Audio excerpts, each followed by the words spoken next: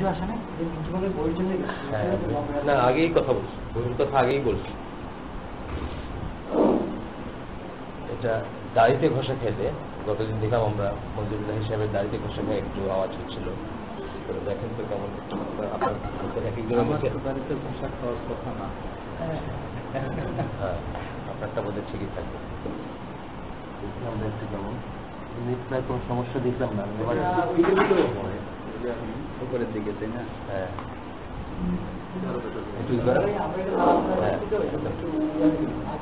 আমিও এটাকেই করছি, একটু নাড়াচাড়া করছি, ফেডারেল যেটাকে বলে, ওই বাচ্চাটাতে সোজা ওখানে নাই, মেকানিক্যাল পার্ট। জি,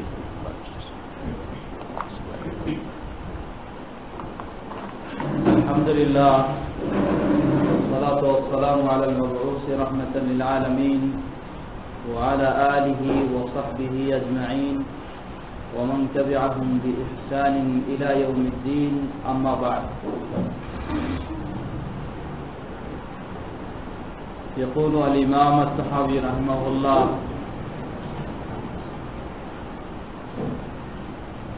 ولا يخرج العبد من الإيمان إلا بجحود ما أدخله فيه.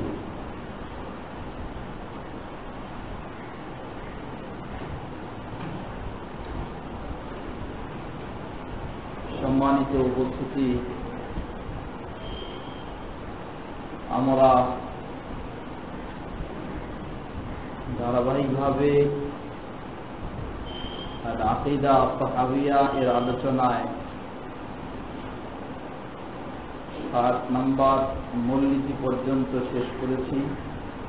আজকে আমরা 61 থেকে শুরু করব।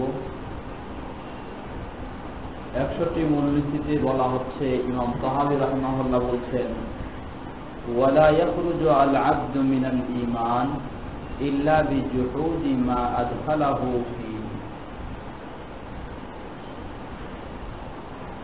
কোন ব্যক্তি ঈমান থেকে বের হয়ে যাবে না কেবলমাত্র যেগুলিকে গ্রহণ করার মাধ্যমে ঈমানে প্রবেশ করেছে বা ঈমানদার হতে পেরেছে, ঠিক ওই বিষয়গুলিকে যতক্ষণ না সে অস্বীকার করে ততক্ষণ পর্যন্ত ঈমান থেকেও সে বের হবে না।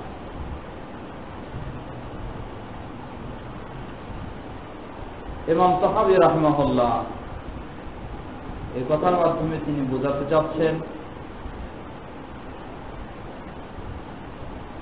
ঈমানে কাউকে প্রবেশ করতে হলে বা ঈমান গ্রহণ করতে হলে সর্বপ্রথম তাকে শাহাদাত এর স্বীকৃতি দিতে হয়।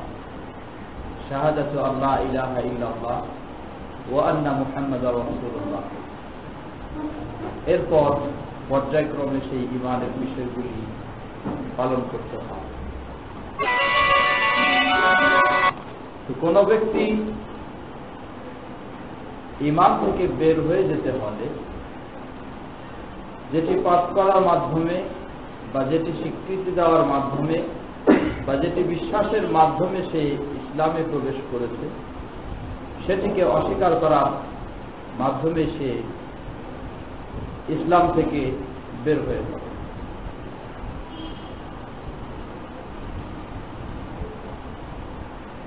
অতএব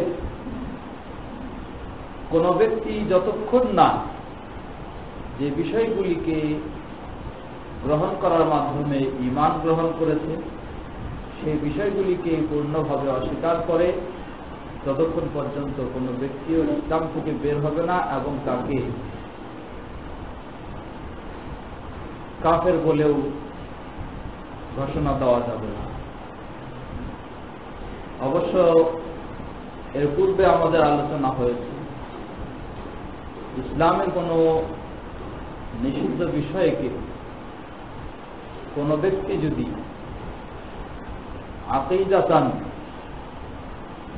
তার আকীদা বিশ্বাসের দৃষ্টিকোণ থেকে এবং বাহ্যিকভাবে সেই ইসলামের হালালকে হারাম মনে করে বা ইসলামের হারামকে হালাল মনে করে পালন করে, তাহলে সে ব্যক্তি কাফের হয়ে যাবে। অতএব কোন ব্যক্তি লা ইলাহা ইল্লাল্লাহ ওয়া আন্না মুহাম্মাদুর রাসূলুল্লাহ এই সাক্ষ্য ও স্বীকৃতি এর মাধ্যমেও যদি ইসলামে প্রবেশ করে, ঈমান গ্রহণ করে, এরপর সে এটাকে যদি সরাসরি মুখ দিয়ে নাও বলে যে আমি এগুলিকে অস্বীকার করলাম,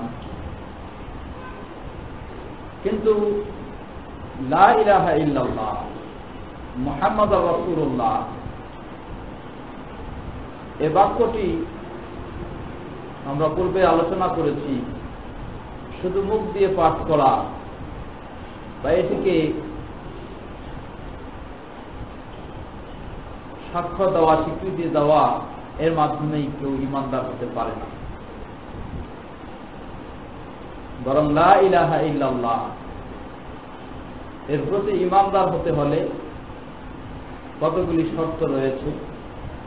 সেই শর্তগুলির আলোকে যে ব্যক্তি এটিকে স্বীকৃতি দেবে, বিশ্বাস করবে, সাক্ষ্য দেবে, সে ব্যক্তি ঈমানদার হতে পারবে।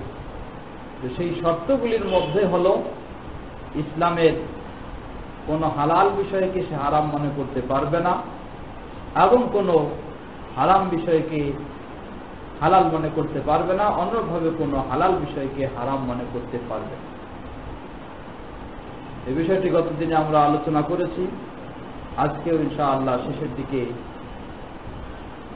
একজন ব্যক্তিকে কখন কাফের বলে ঘোষণা দেওয়া যাবে সে সম্পর্কেও কিছুটা শেষের দিকে ইনশাআল্লাহ আলোচনা। এরপরে ইমাম তাহাবী রাহমাহুল্লাহ যে মূলনীতিটি নিয়ে এসেছেন সেটি হচ্ছে ওয়াল ঈমান হুয়া আল ইকরার বিল লিসান ওয়া তাসদীক বিল জিনান। ঈমান এর বর্ণনা দিচ্ছেন, ঈমান এর সংজ্ঞা তিনি আলোচনা করছেন। বলছেন যে ঈমান হচ্ছে হুয়া আল ইকরার বিল লিসান ওয়া তাসদীক বিল জিনান। ঈমান এর পরিচয় হলো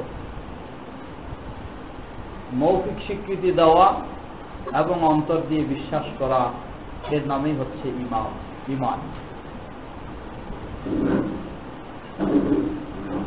ইমাম তাহাবী রাহমাহুল্লাহ তিনি তার আকীদা আত-তাহাবিয়ার শুরুতেই বলেছেন যে এটাই হচ্ছে ইমাম আবু হানিফা রাহমাহুল্লাহ এবং ইমাম আবু ইউসুফ ও ইমাম মুহাম্মদ এর আকীদা বিশ্বাস। তাই ইমাম আবু হানিফা রাহমাহুল্লাহ এর আকীদা বিশ্বাসের আলোকেই আমাদের কাছে ঈমানের সংজ্ঞা হলো মৌখিক স্বীকৃতি দেওয়া এবং অন্তর দিয়ে বিশ্বাস করা। অপরপক্ষে আহলে সুন্নাহ ওয়াল জামাত ইমাম মালিক, ইমাম শাফিঈ, ইমাম আহমদ বিন হাম্বল এবং আরো অন্যান্য সকল ইমামগণ, তাদের নিকট ঈমানের সংজ্ঞা হল মোট 5টি বিষয়। আল ইকরার বিল লিসান ওয়া তাসদীক বিল জিনান ওয়াল আমাল বিল আরকান ওয়া ইয়াজিদু বিতাআতির রহমান ওয়া ইয়ানকুসু বিতাআতিশ শায়তান আও ইয়ানকুসু বিমাসিয়াতির রহমান। ঈমানের সংজ্ঞায় মোট 5টি বিষয়। প্রথম হলো মৌখিক স্বীকৃতি দেওয়া, দ্বিতীয় হলো অন্তর দিয়ে সেটা বিশ্বাস করা, তৃতীয় হলো বাহ্যিকভাবে সেটা অঙ্গ প্রত্যঙ্গের মাধ্যমে পালন করা, চতুর্থ হলো এই ঈমান আল্লাহ রাব্বুল আলামিনের আনুগত্যের মাধ্যমে বৃদ্ধি পেয়ে থাকে এবং এই ঈমান আল্লাহ রাব্বুল আলামিনের অবাধ্য হওয়ার ও শয়তানের আনুগত্যের মাধ্যমে হ্রাস পেয়েছে। এটি হচ্ছে আহলে সুন্নাহ ওয়াল জামাতের নিকট ঈমান এর সংজ্ঞা। তো ইমাম তাহাবী রাহমাহুল্লাহ তিনি যে ঈমানের সংজ্ঞা দিয়েছেন সেই সংজ্ঞাটি হানাফি মাযহাবের কাছে ঈমানের সংজ্ঞা, সেই সংজ্ঞাটি আহলে সুন্নাহ ওয়াল জামাতের কাছে কোরআন ও সহিহ হাদিসের আলোকে সঠিক সংজ্ঞা নয়।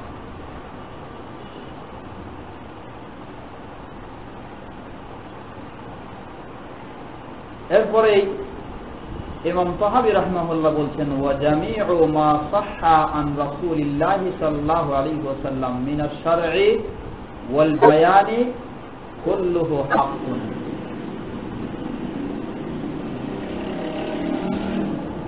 রাসূল সাল্লাল্লাহু আলাইহি ওয়াসাল্লাম থেকে যা কিছু সহিহ হিসাবে প্রমাণিত হয়েছে, বিশুদ্ধ সূত্রে প্রমাণিত হয়েছে, চাই সেগুলি সরাসরি শরীয়তের বিধান হোক অথবা শরীয়তের কোনো বিধান এর আনুষঙ্গিক বর্ণনা হোক, সবগুলিকে আহলে সুন্নাহ ওয়াল জামাত তারা হক বলে স্বীকার করে এবং সবগুলোকে গ্রহণ করে।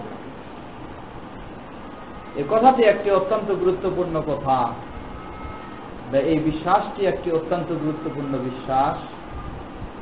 কারণ ইসলাম এর মৌলিক বিষয় হলো মাত্র দুটি, বা মাসদার। ইসলামের বিধিবিধানের মূল উৎস হলো মাত্র দুটি, একটি হচ্ছে কোরআন, আরেকটি হচ্ছে সুন্নাহ। অনেকে এই কোরআনকে গ্রহণ করেছে ঠিকভাবে, কিন্তু সুন্নাহর কাছে সে ক্ষতিগ্রস্ত হয়েছে বা সুন্নাহর কাছে সে পথভ্রষ্ট হয়েছে। নবী সাল্লাল্লাহু আলাইহি ওয়াসাল্লাম থেকে যা কিছু প্রমাণিত হয়েছে সেগুলিকে সঠিকভাবে গ্রহণ করতে পারেনি। তো কোনো ব্যক্তি ততক্ষণ পর্যন্ত পরিপূর্ণ ঈমানদার হতে পারে না যতক্ষণ না নবী সাল্লাল্লাহু আলাইহি ওয়াসাল্লাম হতে বিশুদ্ধ সূত্রে যা প্রমাণিত হয়েছে সেগুলিকে সঠিকভাবে সুন্দরভাবে গ্রহণ করতে পারে।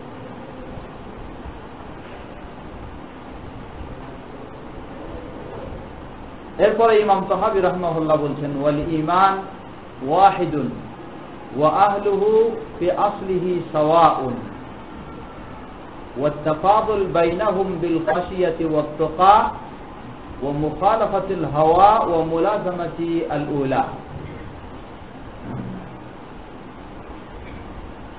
ওয়াল ঈমান ওয়াহিদুন, তিনি বলছেন যে ঈমান, সকল মানুষের ঈমান হলো এক, কম বেশি নেই। ওয়া আহলুহু ফি আসলিহি সাওয়া, এবং ঈমানের মৌলের দৃষ্টিকোণ থেকে সকল ঈমানদারগণ একই স্তরের।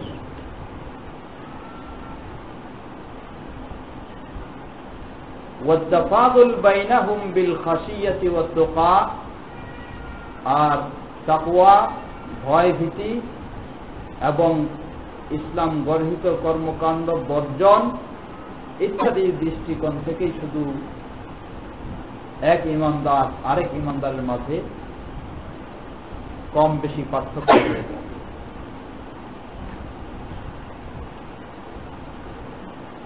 ঈমানের সংজ্ঞাটি যেমন ইমাম তাহাবী রাহিমাহুল্লাহ যেটি উল্লেখ করেছেন, আহলে সুন্নাহ ওয়াল জামাতের কাছে সে সংজ্ঞা সঠিক নয়, স্বয়ংসম্পূর্ণ নয়, অসম্পূর্ণ সংজ্ঞা।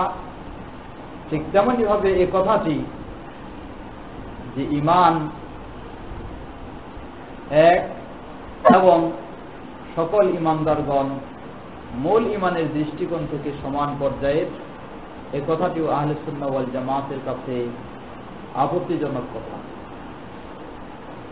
কারণ এই কথা প্রমাণ করে আমার ঈমান এবং আবু বকর রাদিয়াল্লাহু আনহুর ঈমান সমান, পার্থক্য নাই, কম বেশি না।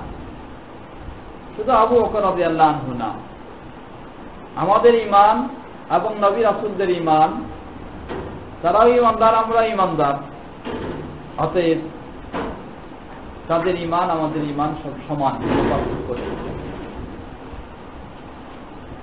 শুধু তাই নয়, একথা আরো বলা যায় যে সে আমাদের ঈমান এবং ফেরেশতাদের ঈমান কোনো পার্থক্য নেই, সমান। আহলে সুন্নাহ ওয়াল জামাত তাদের কাছে এই কথাটি সঠিক নয়, বরং অবশ্যই সকল ঈমানদারগণ এক নয়, এটি সকলের বিবেক এমনি বলে। কোনো দলিল ছাড়াই মানুষ যদি চিন্তা করে তাহলে এমনিই স্বীকার করবে, স্বীকৃতি দিবে যে নবী সাল্লাল্লাহু আলাইহি ওয়াসাল্লামের ঈমান আর আমাদের ঈমান কখনো এক হতেই পারে না। আবু বকর রাদিয়াল্লাহু আনহুর ঈমান আর আমাদের ঈমান কখনো এক হতে পারে না। বরং আহলুস সুন্নাহ ওয়াল জামাতের নিকট ঈমান তারা বিশ্বাস করে কম হয় এবং বেশি হয়। মূলত ইমাম তাহাবী রাহমাহুল্লাহ তিনি যে ঈমানের সংজ্ঞা দিয়েছেন সেই সংজ্ঞার মধ্যে ঈমান বৃদ্ধি পায়, কম হয় ও হ্রাস পায়, কম হয় এবং বেশি হয়, এটি তিনি ঈমানের সংজ্ঞায় নিয়ে আসেন। যার কারণে তিনি বলেছেন যে সকলেই মূল ঈমানের দৃষ্টিকোণ থেকে সমান। মূলত সমস্যা তো সেখানেই যে ঈমানের সংজ্ঞায় ত্রুটি থাকায় পরের বিষয়টিতেও ত্রুটি দেখা দিচ্ছে। আহলুস সুন্নাহ ওয়াল জামাত যখন তারা বলছেন যে ঈমান এর মূল বিষয় হলো তিনটি এবং সেই তিনটির আলোকেই ঈমান বৃদ্ধি পায় এবং কমে যায়, সুতরাং নবী রাসূলদের ঈমান আর আমাদের ঈমান কখনো এক হতে পারে না। খোলাফায়ে রাশিদিনদের ঈমান বা সাহাবীদের ঈমান আর আমাদের ঈমান কখনো এক হতে পারে না, বরং সকলে আমাদের ঈমানের মধ্যে বিরাট পার্থক্য রয়েছে। এমনকি আমাদের যারা আছি আমাদের এই সকলের ঈমান এক নয়। তো ঈমান এই সংজ্ঞার মধ্যে তৃতীয় যে বিষয়টি তা হলো মানুষের অঙ্গ প্রত্যঙ্গের মাধ্যমে যে বাস্তবে কাজগুলি করা হয় সে কাজগুলি ঈমান এর মধ্যে অন্তর্ভুক্ত। এ প্রসঙ্গে কোরআন এবং সহিহ হাদিসে অসংখ্য দলিল রয়েছে। অন্যভাবে ঈমান বৃদ্ধি পায় এবং কমে যায় এ প্রসঙ্গে কোরআন ও সহিহ হাদিসে অনেক দলিল রয়েছে। আল্লাহ রাব্বুল আলামিন ঈমান বৃদ্ধি পাওয়া সম্পর্কে কোরআনুল কারীমে বহু জায়গায় বহুভাবে আলোচনা করেছেন। সূরা আনফালের শুরুতেই বলছেন ইন্নামাল মুমিনুনা আল্লাযীনা ইযা যুকিরাল্লাহ ওয়াজিলাত কুলুবুহুম ওয়া ইযা তুলিয়াত আলাইহিম আয়াতুহু যাদাতহুম ঈমানা ওয়া আলা রাব্বিহিম ইয়াতাওয়াক্কালুন ওয়া ইযা তুলিয়াত আলাইহিম আয়াতুহু যাদাতহুম ঈমানা। যখন তাদের কাছে আল্লাহর আয়াত তেলাওয়াত করা হয় তাদের ঈমান বৃদ্ধি পায়। তো যে জিনিস বৃদ্ধি পায় সে জিনিস অবশ্যই কম হয়, হ্রাস পায়। তো কোরআন এই ধরনের বহু অসংখ্য আয়াতে আল্লাহ রাব্বুল আলামিন ঈমানের আলোচনা করতে গিয়ে বলছেন যে ঈমান বৃদ্ধি পায় এবং হ্রাস পায়। অন্যভাবে হাদিসেও অসংখ্যভাবে এসেছে। যেমন প্রসিদ্ধ একটি হাদিস, নবী সাল্লাল্লাহু আলাইহি ওয়াসাল্লাম বলেন আল ঈমান বিদ'উ ওয়া সাব'উনা আও বিদ'উ ওয়া সিত্তুনা শু'বাতান। ঈমানের 60 এর অধিক বা 70 এর অধিক শাখা প্রশাখা রয়েছে। ওয়া আফদালুহা কাউলু লা ইলাহা ইল্লাল্লাহ। সেগুলির মধ্যে সর্বোত্তম হলো লা ইলাহা ইল্লাল্লাহ বলা। ওয়া ইমাতাতুল আযা ওয়া আদনাহা ইমাতাতুল আযা আনিত তারিক। এবং সেই শাখা প্রশাখাগুলির নিম্ন স্তরের যেটি সেটি হলো মানুষের চলার পথ থেকে কষ্টদায়ক বস্তু সরিয়ে দেওয়া। ওয়াল হায়াউ শু'বাতুম মিনাল ঈমান। অনুরূপভাবে হায়া এটাও হলো ঈমানের একটি অন্যতম শাখা।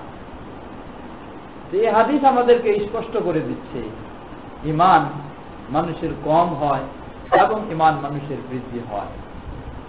অনুরূপভাবে মানুষের মৌখিক স্বীকৃতি ও অন্তরের বিশ্বাস ছাড়াও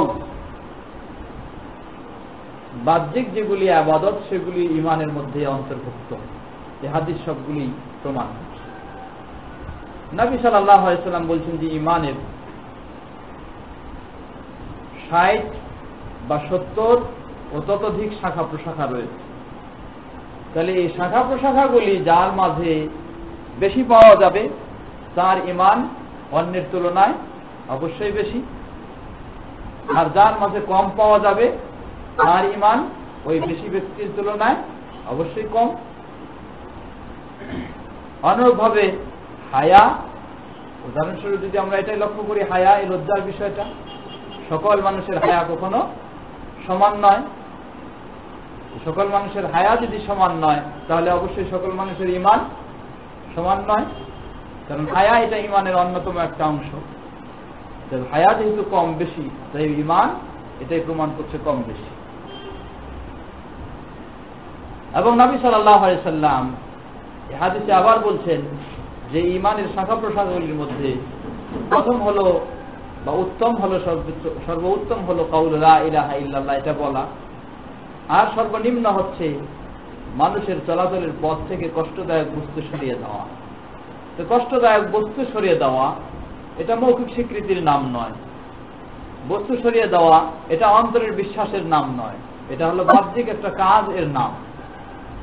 তাহলে এই কাজগুলিকেই নবী সাল্লাল্লাহু আলাইহি ওয়াসাল্লাম এই হাদিসে ঈমানের মধ্যে অন্তর্ভুক্ত করেছেন।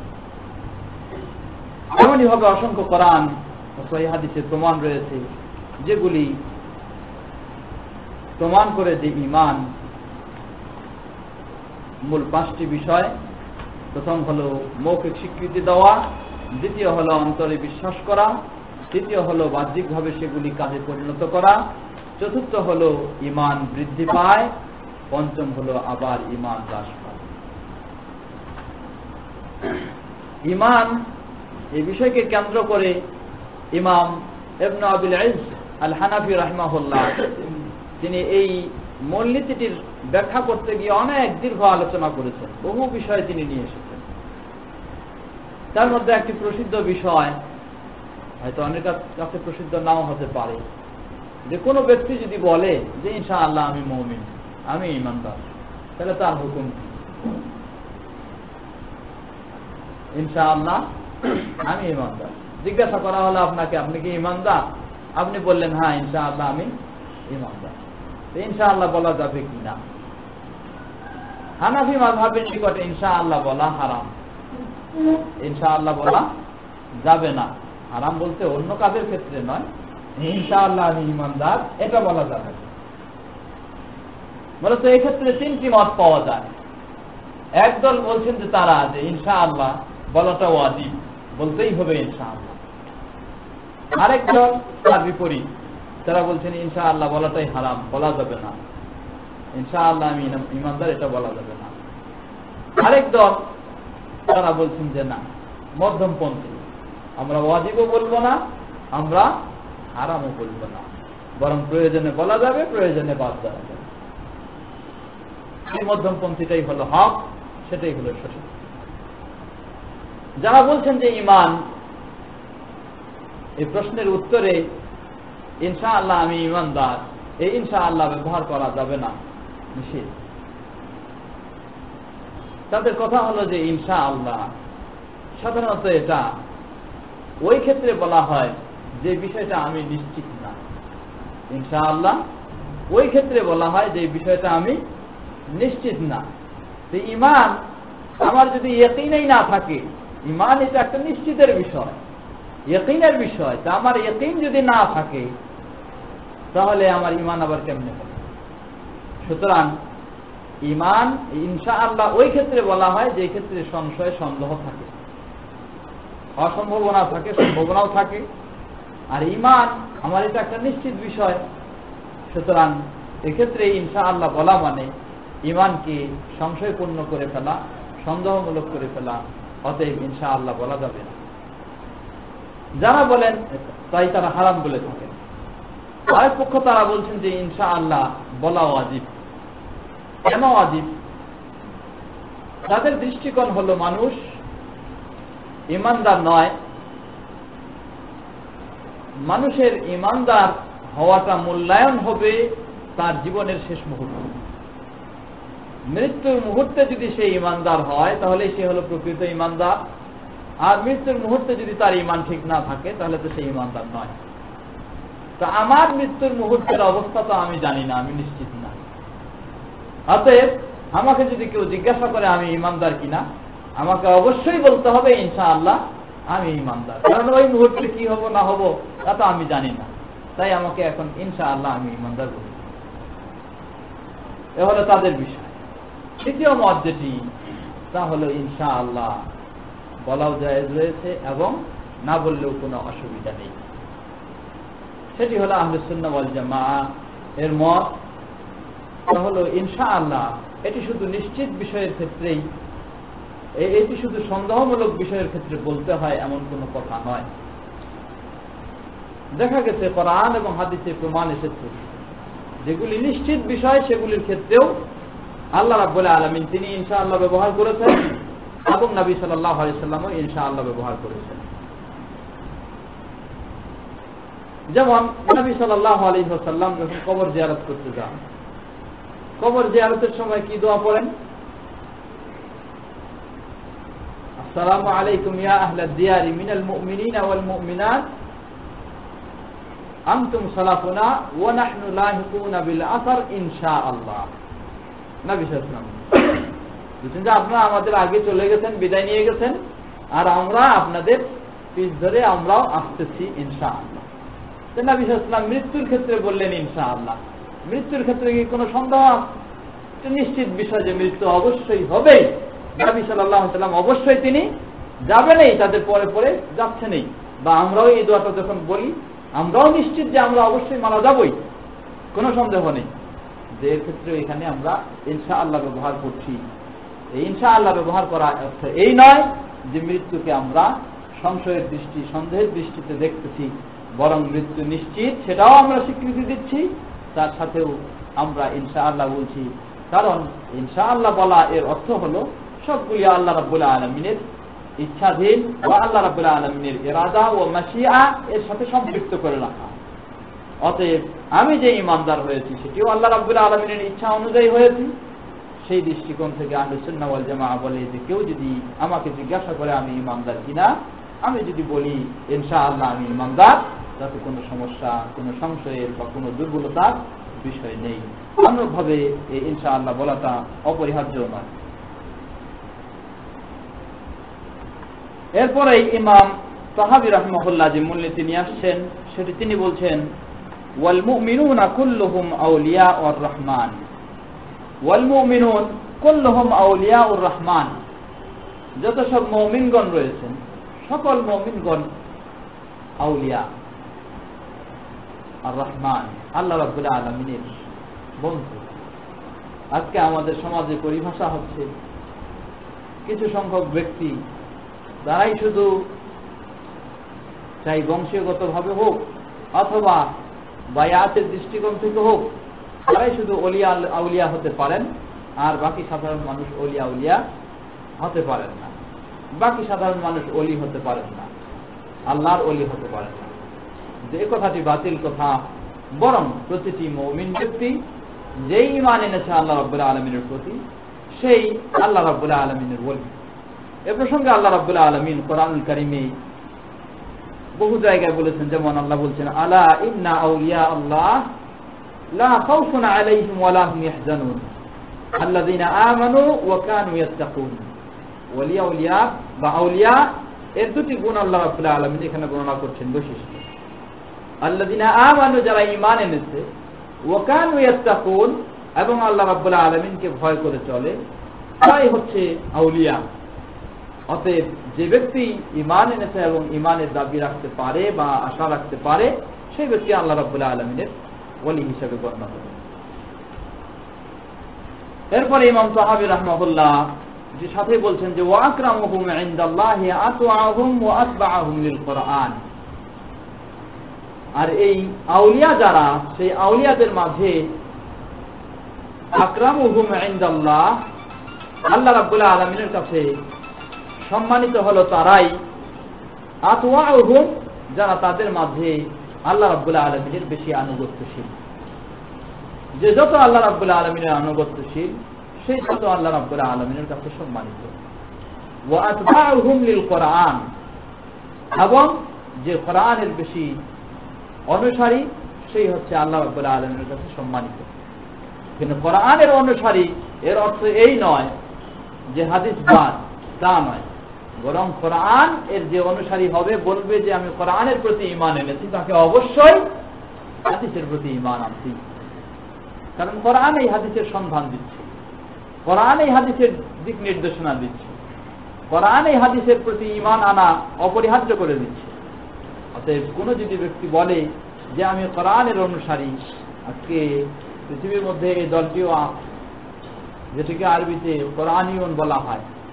আমাদের বাংলাদেশে মনে হয় কোরআন মাজলিস বা এই ধরনের নাম দিয়ে এই দলটির অস্তিত্ব রয়েছে, যারা হাদিসকে মানতে চায় না, হাদিসকে অস্বীকার করে। তারা বলে যে কোরআন আল্লাহ রাব্বুল আলামিন এটি সংরক্ষিত হবে, দায়িত্ব নিয়েছেন সংরক্ষণের, তাই কোরআন নিশ্চিত সংরক্ষণ, সেটাই সঠিক রয়েছে। আর হাদিস নবী সাল্লাল্লাহু আলাইহি ওয়াসাল্লাম কত আগে সেগুলি বর্ণনা করেছেন, এরপর কার কাছ থেকে কোথায় কোথায় গেছে সেগুলি অনেক, এর মাঝে জাল জয়ীফ ইত্যাদির স্থান পেয়েছে।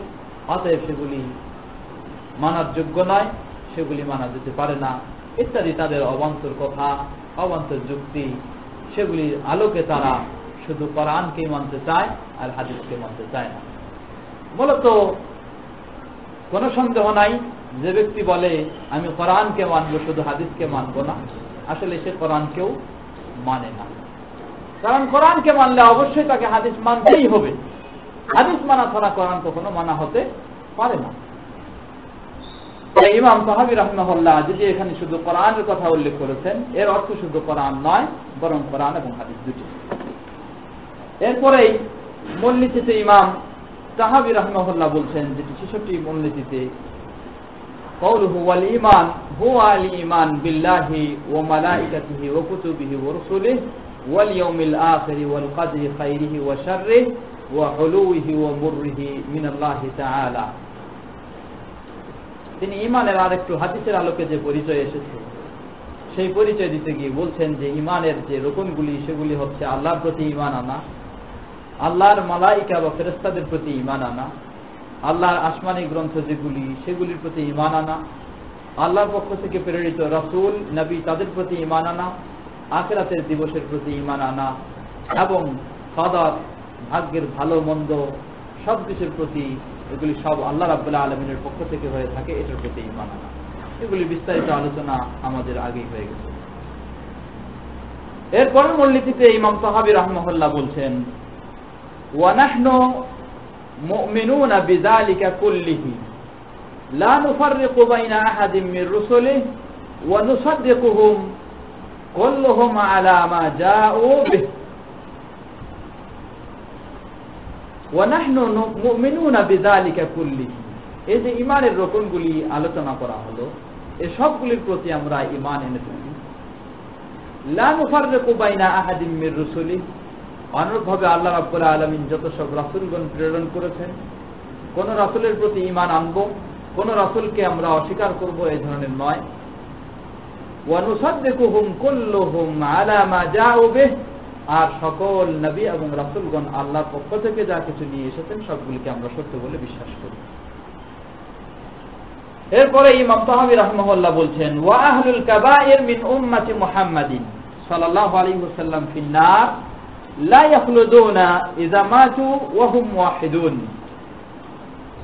ওয়া ইন লাম ইয়াকুনু তাইবিন বাদ আন লাকুল্লাহা আরিফিন ওয়া হুম ফি মাশিয়াতিহি ওয়া হুকমিহি। আহলুল কাবায়ের, যারা কবিরা গুনাহে লিপ্ত হয়, তাদের হুকুম কি?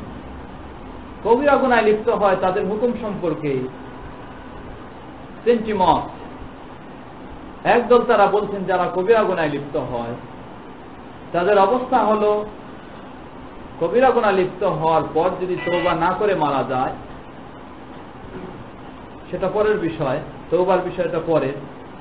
যদি কবিরা গুনাহে শুধু লিপ্ত হয়, একদল তারা বলছেন যে তারা ইসলাম থেকে বের হয়ে গেল, কাফের হয়ে গেল, দুনিয়াতে হলো তার এই অবস্থা। দ্বিতীয় হলো আখিরাতে তার অবস্থা হলো সে চিরস্থায়ী জাহান্নামে। এ হলো খাওয়ারেজ, যারা খাওয়ারেজি সম্প্রদায়, তাদের এই আকীদা বিশ্বাস। দ্বিতীয় দল হলো মুতাজিলা, তারা বলেন যে কবিরা গুনাহে যে লিপ্ত হয় ওয়া ফি মানজিলাতিন বাইনাল মানজিলাতাইনি,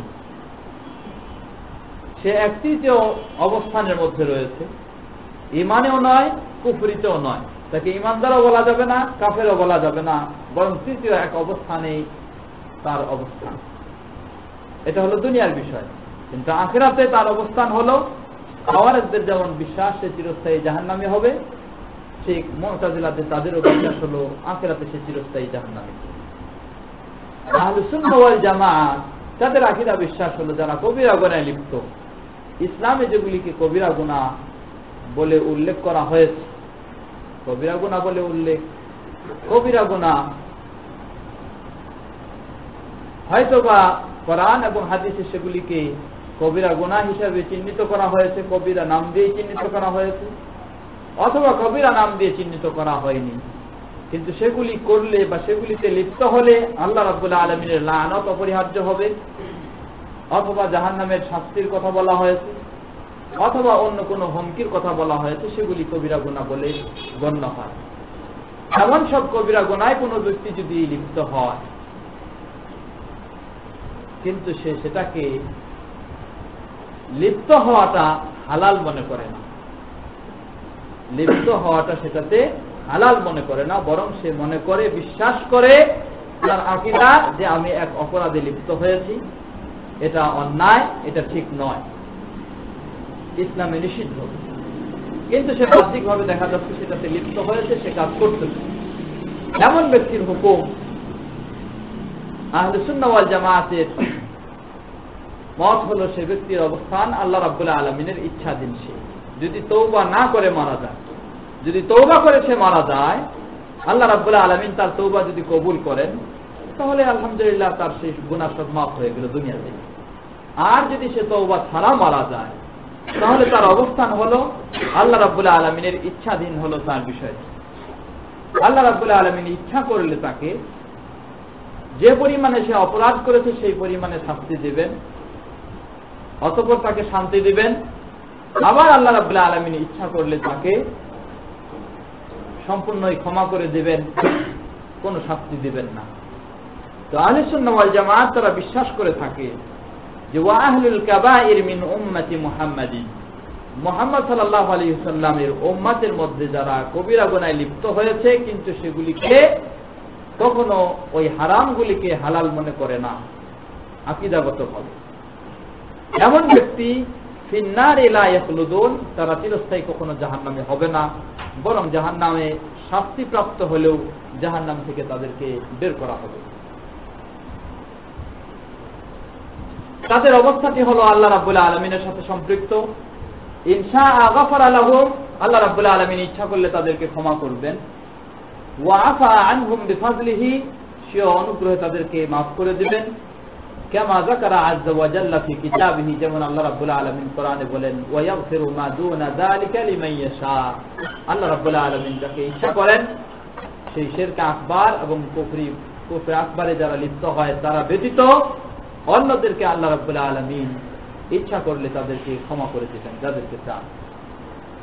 ওয়া ইন শাআ আযাবাহুম ফিন নার বিআদলিহি, আর যদি আল্লাহ রাব্বুল আলামিন ইচ্ছা করেন সেই কবিরা গুনাহে লিপ্ত ব্যক্তিদেরকে তিনি শাস্তি দিবেন, কিন্তু সেটা বিআদলিহি, তার ন্যায় নিষ্ঠা সিদ্ধান্তের ফয়সালার আলোকে।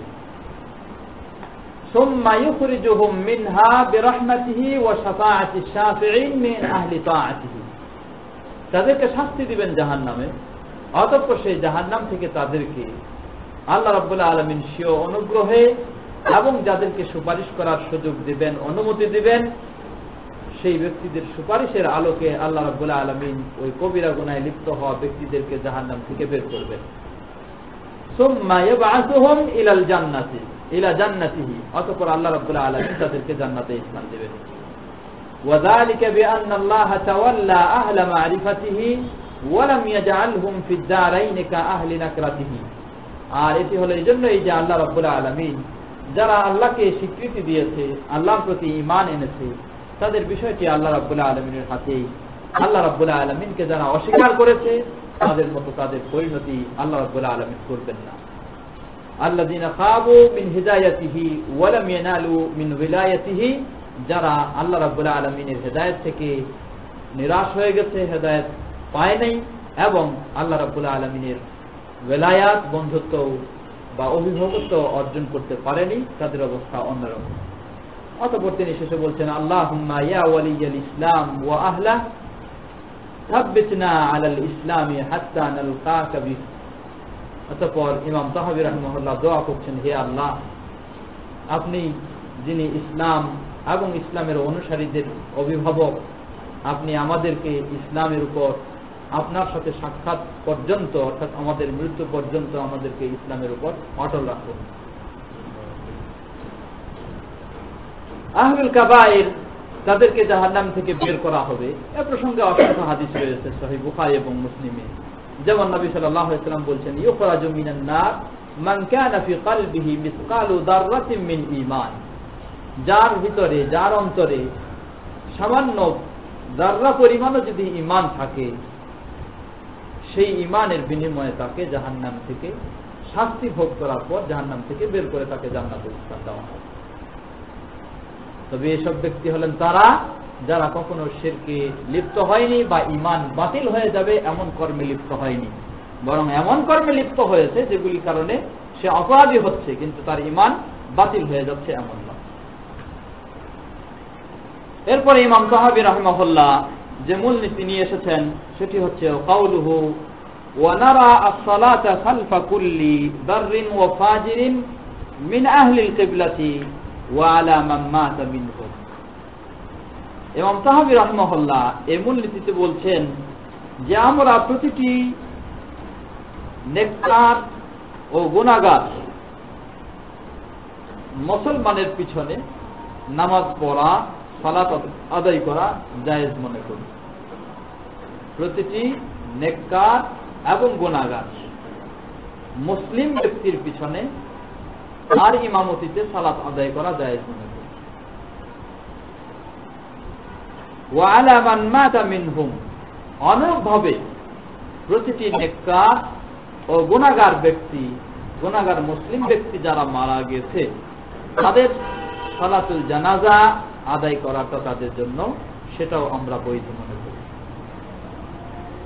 দুটি অংশ। প্রথম অংশ হলো প্রতিটি নেককার এবং গুনাহগার ব্যক্তির পিছনে, মুসলিম ব্যক্তির পিছনে সালাত আদায় করা আমরা জায়েজ মনে করি। এ প্রসঙ্গে একটি প্রসিদ্ধ হাদিস রয়েছে, সাল্লু খালফা কুল্লি বাররিন ওয়া ফাজির, তোমরা প্রতিটি নেককার ও গুনাহগারের পিছনে সালাত আদায় করো। মূলত এই হাদিসটি সহিহ নয়, বরং এই হাদিসটি যঈফ। কিন্তু ইমাম তাহাবী রাহিমাহুল্লাহ যে নীতিমালা বর্ণনা করেছেন আহলে সুন্নাহ ওয়াল জামাতের নিকট তা সঠিক। তা হলো কোন ব্যক্তি যদি ইসলাম থেকে বের না হয়ে যায়, তাকে যদি মুসলমান মনে করে থাকি, তাহলে সে গুনাহগার হোক বা নেককার হোক তার পিছনে সালাত আদায় করা জায়েজ রয়েছে। এ প্রসঙ্গে সাহাবীদের আমল হলো সবচেয়ে বড় প্রমাণ। সাহাবীগণ দেখা গেছে যে আব্দুল্লাহ ইবনে ওমর রাদিয়াল্লাহু আনহুর মতো, আব্দুল্লাহ ইবনে মাসউদ রাদিয়াল্লাহু আনহুর মতো ইত্যাদি প্রসিদ্ধ সাহাবীগণ তারা হাজ্জাজ বিন ইউসুফ এবং আরো অন্যান্য এই সমস্ত ব্যক্তিদের পিছনে তারা সালাত আদায় করেছে। তবে আফজাল শাহী উত্তম হলো যদি ওই গুনাহগার ইমামকে বাদ দিয়ে কাছেই ভালো ইমাম পাওয়া যায়, তাহলে প্রাধান্য দিতে হবে সেই ভালো ইমামকে, তার পিছনে সালাত আদায় করা। আর যদি সে ধরনের পাওয়া না যায়, সকলে একই মাপের, তাহলে তাদের পিছনে সালাত আদায় করা জায়েজ রয়েছে যতক্ষণ পর্যন্ত তারা ইসলাম থেকে বের না হয়ে যায়, কাফের না হয়ে যায়। যদি তারা পূর্ণ কাফের হয়ে যায় তাহলে তাদের পিছনে সালাত আদায় করা জায়েজ নাই। যদি কেউ সালাত আদায় করে থাকে তাকে অবশ্যই পুনরায় সে সালাত দোহরাতে হবে। ওয়া আলা মান মাতা মিনহুম, অনুরূপভাবে নেককার ও গুনাহগার কোন মুসলিম যদি মারা যায়, সে মুসলিমের জন্য সালাতুল জানাজা আদায় করতে হবে, এটাও আমরা মনে করি।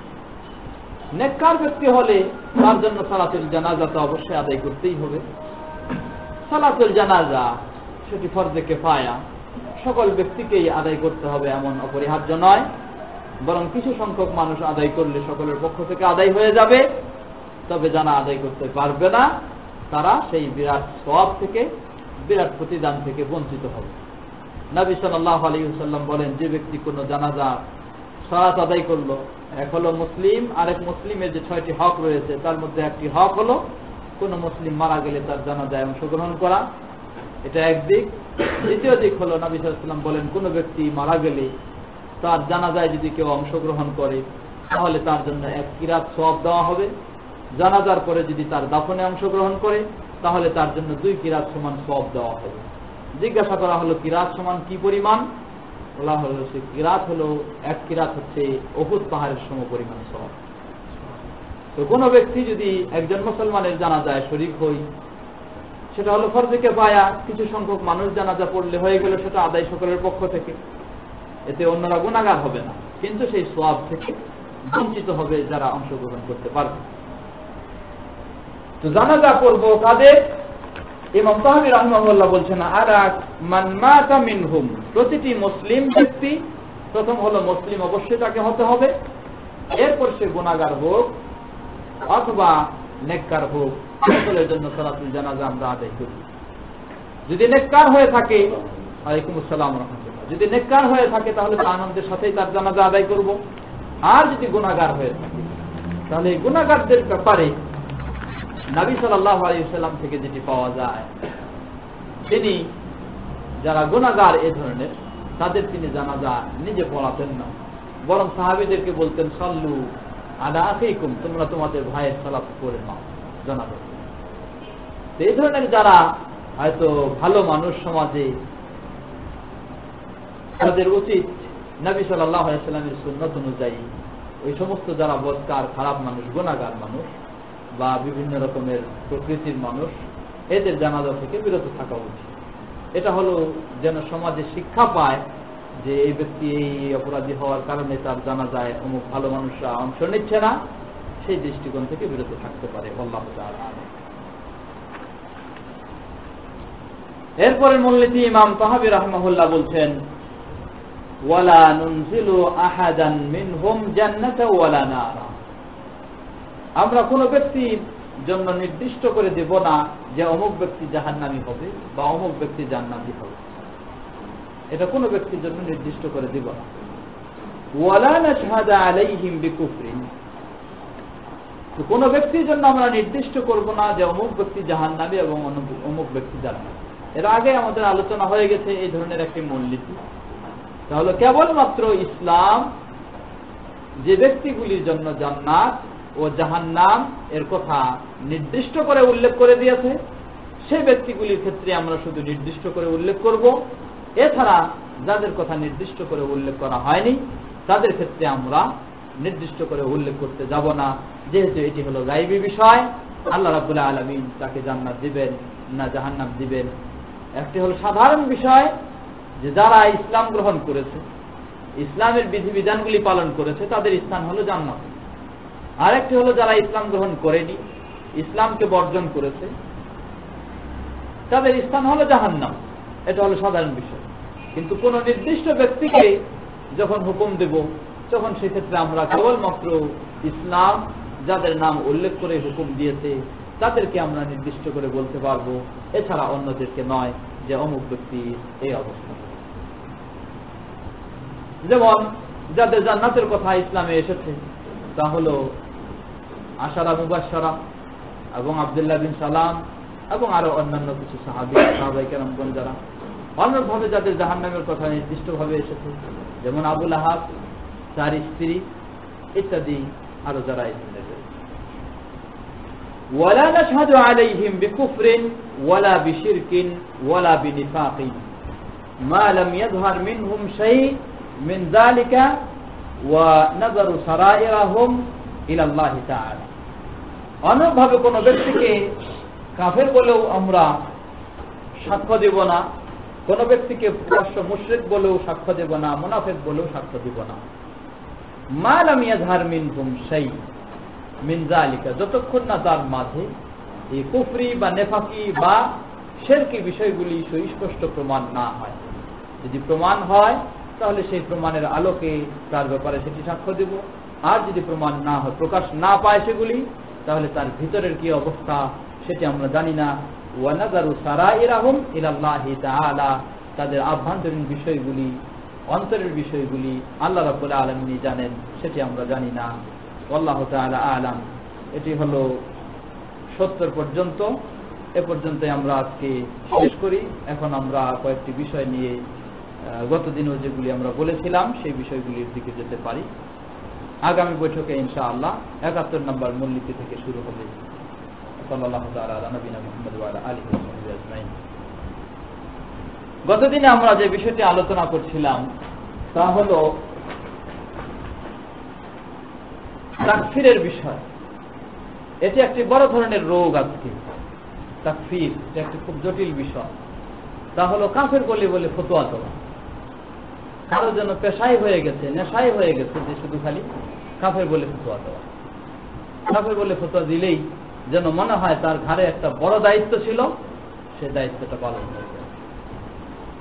এই কাফের বলে ফতোয়া দেওয়া, যদি আপনাদের সুযোগ হয় তাহলে একটা ভালো কিতাব, সেটা হলো ফিতনাতুত তাকফির, শেখ আলবানী রাহিমাহুল্লাহ এবং শেখ ইবনে বাজ রাহিমাহুল্লাহ, শেখ সালেহ মোহাম্মদ বিন সালেহ ওসাইমিন রাহিমাহুল্লাহ এবং আরো প্রসিদ্ধ আলেমদের এই বিষয়ে তাদের বক্তব্য, তাদের আলোচনা কিতাবের মধ্যে সংকলন করা হয়েছে। এটা খুব সুন্দর। যদি কারো পক্ষে সম্ভব হয় এটা সংগ্রহ করে করার চেষ্টা করবেন, যেখানে বিস্তারিত তিনি অনেক আলোচনা করেন। কারণ কাউকে কাফের বলা এটি মনে হয় যে শুধু আমার ঘরে একটা দায়িত্ব রয়েছে, আমি কাফের বলে ফেললাম, হয়ে গেল, আমার দায়িত্ব পালন হয়ে গেল, তা না। বরং কাউকে কাফের বলা এটা একটি জটিল বিষয়। নবী সাল্লাল্লাহু আলাইহি ওয়াসাল্লাম এক্ষেত্রে ধমকি স্বরূপ অনেক হাদিস বলেছেন। এক হাদিসে বলা হচ্ছে, নবী সাল্লাল্লাহু আলাইহি ওয়াসাল্লাম বলছেন যে আইয়ুমা রাজুলিন ক্বালা লিআখিহি ইয়া কাফির ফাকাদ বাআ বিহা আহাদুহুমা। কোন ব্যক্তি যদি তার অপর ভাইকে বলে যে হে কাফের, তুমি কাফের, তাহলে ফাকাদ বাআ বিহা আহাদুহুমা, এই কুফরি হুকুমটা তাদের দুজনের একদিকে ফিরে আসে। অন্য হাদিসে স্পষ্টভাবে বলছেন ইযা ক্বালা আর-রাজুলু লিসাহিবিহি ইয়া কাফির ফাইন্নাহা তাজিবু আলা আহাদিহিমা ফাইন কানা আল্লাযী ক্বিলা লাহু কাফিরান ফাহুয়া কাফির ওয়া ইল্লা রাজা'a ইলাইহি মা ক্বাল। যদি কোন একজন ব্যক্তি তার সাথীকে বা অন্য কোন ব্যক্তিকে বলে যে হে কাফের, নবী সাল্লাল্লাহু আলাইহি ওয়াসাল্লাম বলছেন যে ফাইন্নাহা তাজিবু আলা আহাদিহিমা, এই কাফের বলাটার পরেই, এই কাফের যে সে ব্যক্তি বলল, এই বলার পরেই এই কাফের হয়ে যাওয়াটা ওয়াজিব হয়ে যাবে তাদের দুজনের একজনের। তো দুজনের একজনকে ফাইন কানা আল্লাযী ক্বিলা লাহু কাফিরান ফাহুয়া কাফির, যাকে বলা হলো সে যদি সত্যি কাফের হয়ে থাকে তাহলে তো হয়ে গেল সে কাফের। ওয়া ইল্লা রাজা'a ইলাইহি মা ক্বালা, আর যদি না হয় তাহলে যে ব্যক্তি কাফের বলে তাকে হুকুম দিল, কাফের বলে বলল, তার দিকে এই কুফরি ফিরে আসাটা ওয়াজিব হয়ে যায়। সহজ কথা না, কঠিন বিষয়। তাই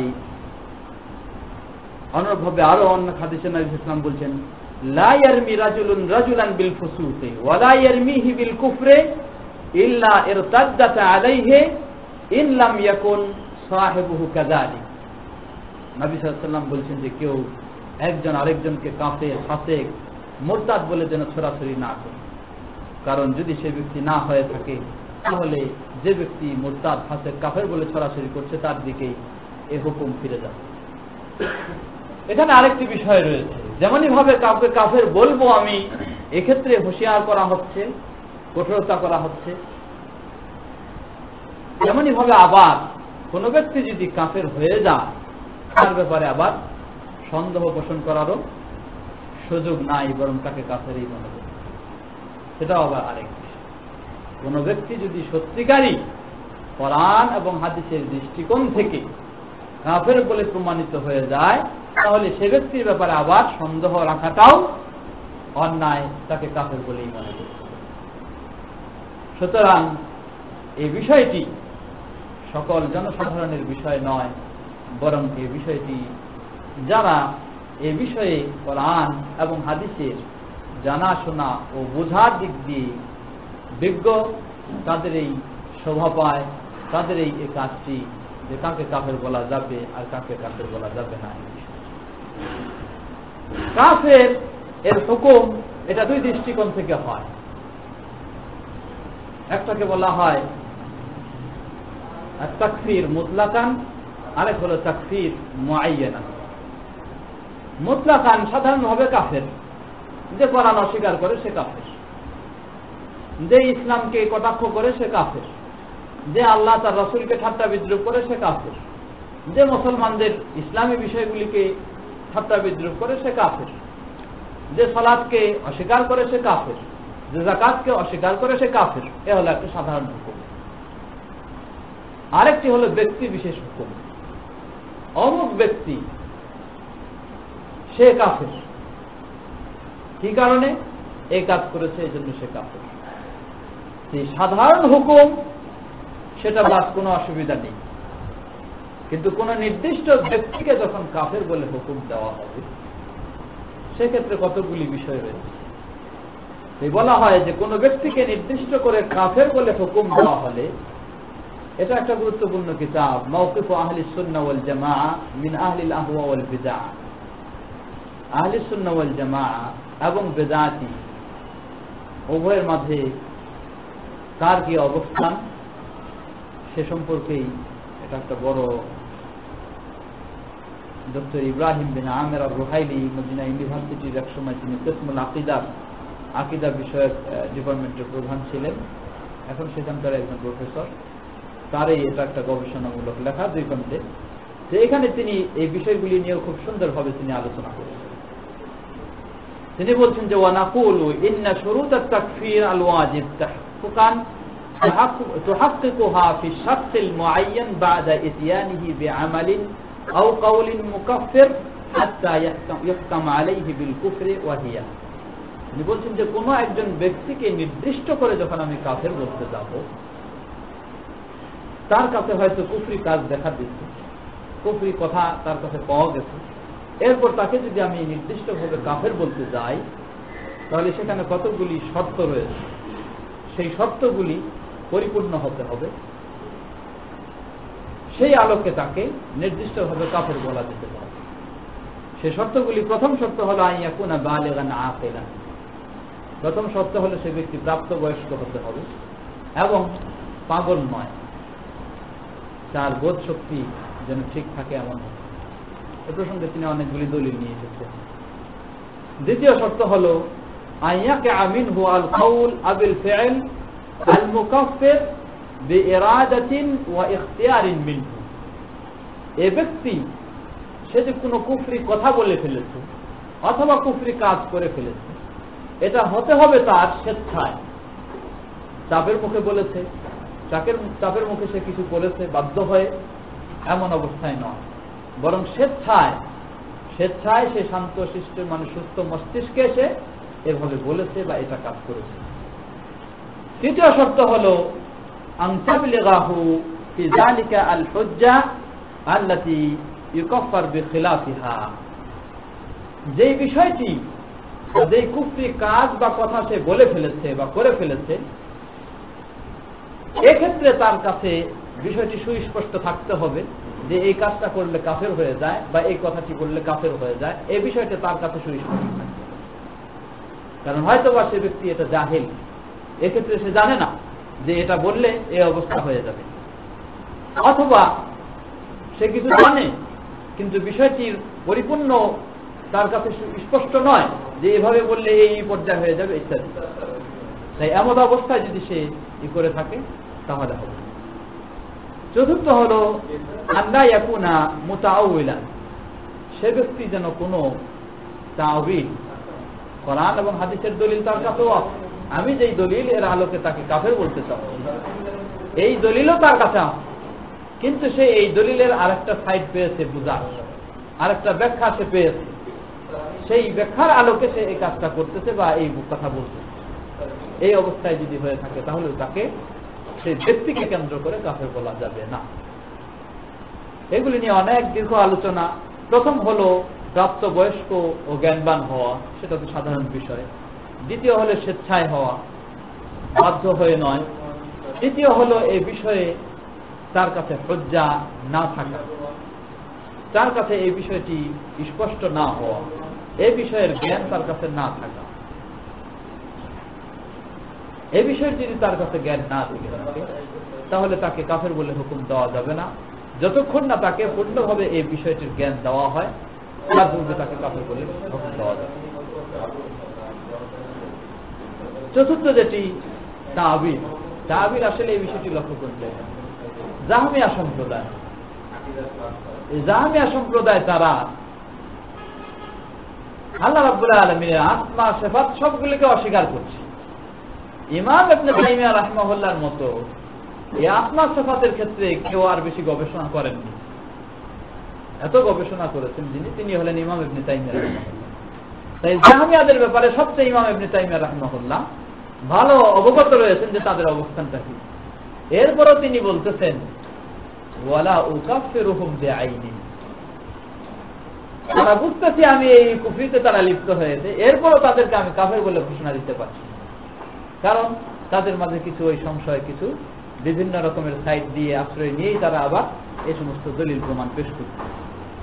ওইগুলো যতক্ষণ না তার কাছ থেকে দূরে সরানো যাবে, সেগুলি কি করা যাবে, ততক্ষণ পর্যন্ত তাকে কাফের বলা চলবে না। আল্লাহু তাআলা আ'লাম। এই হলো সংক্ষিপ্ত কথা। এই বিষয়ে আরো হয়তো আলোচনা করতে গেলে অনেক সময়ের প্রয়োজন হবে। যদি এই প্রসঙ্গে কারো কোনো আপনাদের প্রশ্ন থাকে, সেই বিষয়টি হয়তো প্রশ্নের মধ্যে আলোচনা আসবে ইনশাআল্লাহ। আসসালামু আলাইকুম ওয়া রাহমাতুল্লাহি ওয়া বারাকাতুহু।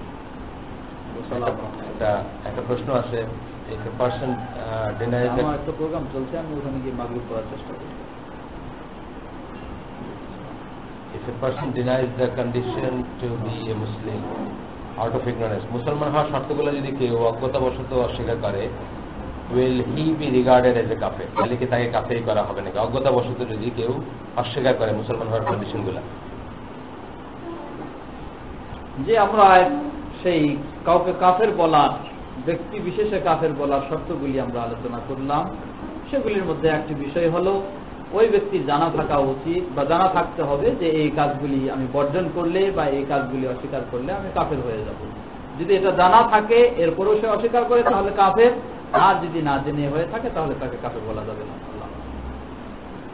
এখানে একটা, আপনি যে কবরের যে দোয়াটাই করছেন, কবর দেওয়ার সময় বা কবরে নেওয়ার সময় ইসলাম একটা দোয়াই করছেন, এটা সহি কিনা জানতে চাইছেন। এবং 2 নম্বর, এইটারই একটা এক্সটেনশন উনি চাইছেন জানতে, যে কেউ কি এই দোয়া করতে পারে নাকি যে হে আল্লাহ তাকে জান্নাতুল ফেরদৌস দান করো, এই মৃত কারোর জন্য বা কারোর জন্য এই দোয়া করতে পারে কিনা?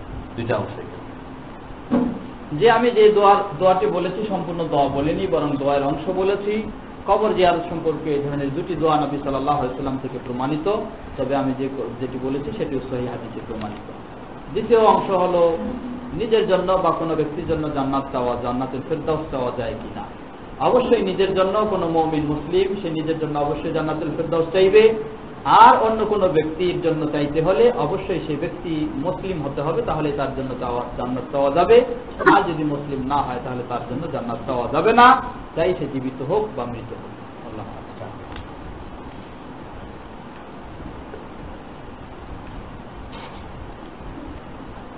প্রশ্ন হলো, কোন মুসলিম যদি আত্মহত্যা করে তবে তার জানাজা পড়া কি জায়েজ? হ্যাঁ, কোন মুসলিম যদি আত্মহত্যা করে তার জানাজা পড়া যায়।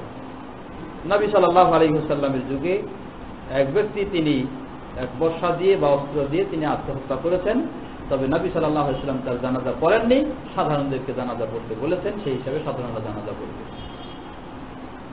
কেউ যদি জেনে শুনে ইসলামের ফরজ কাজ পরিত্যাগ করতেই থাকে দিনের পর দিন, যদিও সে এটাকে গুনাহের কাজ বলে জানে, তবে তার সম্পর্কে ইসলামের অভিমত কি? আমরা তাদের সাথে কি ধরনের সম্পর্ক রাখব এবং সেটা কতদিন পর্যন্ত, যদি সে কোনোভাবেই নসিহত গ্রহণ করতে না চায়? কোন ব্যক্তি যদি ইসলামের যেগুলি ফরজ কাজ সেগুলি বর্জন করে থাকে এবং সে মনে করে এটা গুনাহের কাজ, অবশ্যই সে ব্যক্তিকে নিশ্চয়ই সে তার মাঝে কিছু সংশয়, অলসতা, দুর্বলতা এগুলি রয়েছে, এই জন্যই সে এ কাজ করে যাচ্ছে। সম্ভব অনুযায়ী তাকে তার মাঝে সেই সংশয় সেগুলি দূর করার চেষ্টা করতে হবে এবং ঈমানের যেন গুরুত্ব তার মাঝে বৃদ্ধি পায়, সেই দৃষ্টিকোণ থেকে তাকে কথাবার্তা বা উপদেশ, নসিহত সেগুলি দিতে হবে। এরপরেও যদি সে এ ধরনের করেই চলে থাকে এবং দেখা যায় যে তার সংস্পর্শে থাকলে আমার মাঝেও এর একটা প্রভাব আসতে পারে, তাহলে তাকে এজন্য বর্জন করতে হবে এবং তার থেকে দূরে থাকতে হবে। আল্লাহু তাআলা আ'লাম।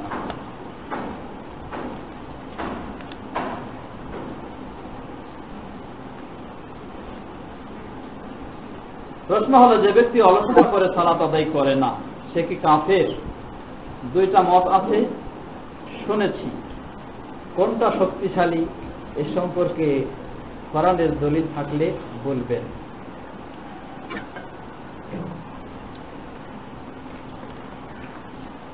দুটি মত রয়েছে। যে ব্যক্তি অলসতাবশত সালাত বর্জন করে, অর্থাৎ সে সালাতকে অস্বীকার করে না, কখনো আদায় করে কখনো আদায় করে না, এই ধরনের অলসতাবশত বর্জন করে, এক মত তারা বলছেন যে তারা সে ব্যক্তি কাফের। আরেক মতে বলা হচ্ছে সে ব্যক্তি ছোট কুফরিতে লিপ্ত হয়েছে, কবিরা গুনায় লিপ্ত হয়েছে, কিন্তু ইসলাম থেকে বের হয়ে যায়নি। আল্লাহু তাআলা আলাম। আমি দ্বিতীয় মতের পক্ষেই আমি, আল্লাহু তাআলা। এ প্রসঙ্গে দলিল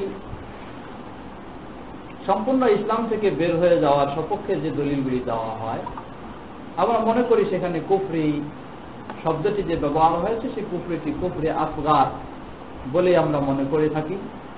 কারণ নবী সাল্লাল্লাহু আলাইহি ওয়াসাল্লাম এ থেকে এমন হাদিস প্রমাণিত রয়েছে যে হাদিসে বলা হয়েছে যে এ ধরনের সালাত যে ব্যক্তি ঠিকমতো আদায় করছে না সে ব্যক্তি আল্লাহ রাব্বুল আলামিনের ইচ্ছাধীন। আল্লাহ ইচ্ছা করলে তাকে ক্ষমা করতে পারেন, আবার ইচ্ছা করলে তাকে শাস্তিও দিতে পারেন। অবশ্যই এই হাদিসটিকে কেউ সহিহ বলেছেন, কেউ আবার বিপরীত বলার চেষ্টা করেছেন। তো এই হাদিস যদি সহিহ হয়ে থাকে তাহলে সেই হাদিস প্রমাণ করছে যে ওই সালাত বর্জন করাটা এই কুফরিটি হলো কুফরি আসগার।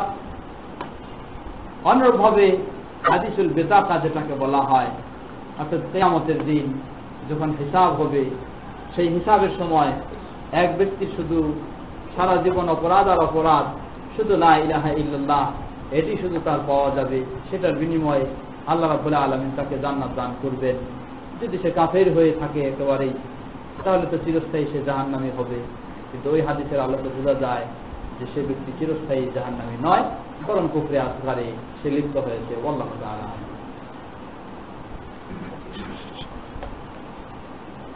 প্রশ্ন হলো, যারা পরিমাণ ঈমান কারো মধ্যে আছে বা ছিল তা বোঝার উপায় কি?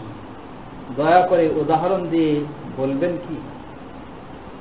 এক নম্বর প্রশ্ন, যারা পরিমাণ ঈমান কারো মধ্যে আছে বা ছিল সেটা বা থাকবে, এটা আমরা হাদিস থেকেই প্রমাণ পাচ্ছি।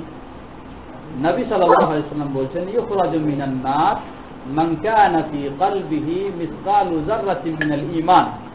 যে ব্যক্তির অন্তরে যাররা পরিমাণ ঈমান থাকবে তাকে জাহান্নাম থেকে বের করে, জাহান্নামের শাস্তি ভোগ করার পর বের করে তাকে জান্নাতে নেওয়া হবে। তো সে ব্যক্তির এই হাদিস থেকে প্রমাণ পাওয়া যাচ্ছে যে অবশ্যই মানুষের মাঝে এমনও হবে যার মাঝে যাররা পরিমাণ ঈমান থাকবে। দয়া করে উদাহরণ দিয়ে বলবেন কি? উদাহরণ দিয়ে বলা যেতে পারে, যেমন আসলে যাররা পরিমাণ ঈমান জিনিসটি তো জটিল জিনিস।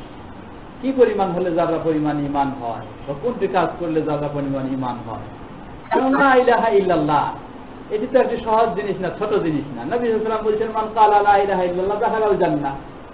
দাখালাল জান্নাহ, এই দাখালাল জান্নাহ সেটারও তার বিস্তারিত ব্যাখ্যা রয়েছে।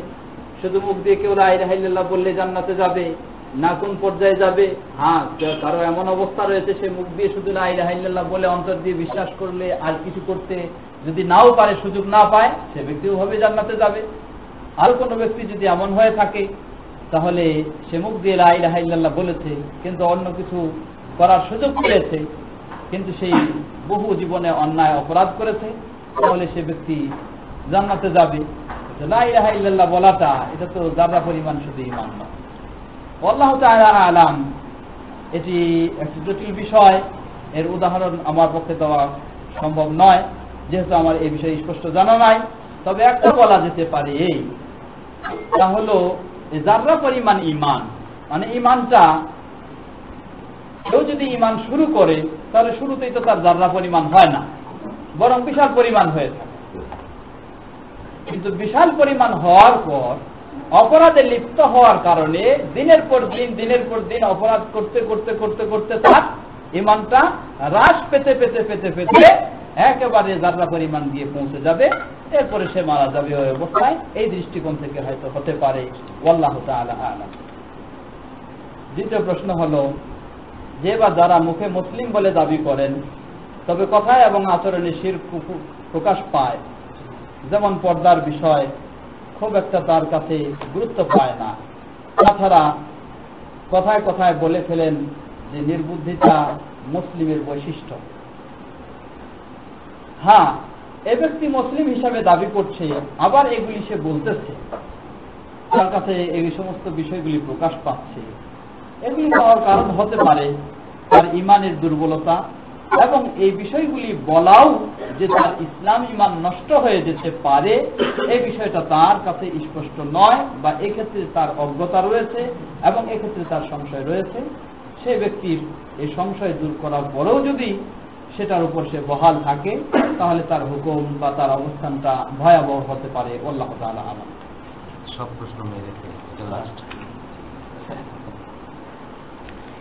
প্রশ্ন হলো, কেউ যদি 5 ওয়াক্ত সালাতের 5 ওয়াক্ত আদায় না করে কোনোদিন 2 ওয়াক্ত কোনোদিন 3 ওয়াক্ত সালাত আদায় করে, তাহলে তার ওই 2 বা 3 ওয়াক্ত সালাত কি কবুল হবে, নাকি শরীয়তের নতুন সংযোজন হিসেবে আল্লাহর কাছে স্বীকৃত না হয়ে ওই সালাত বাতিল বলে গণ্য হবে?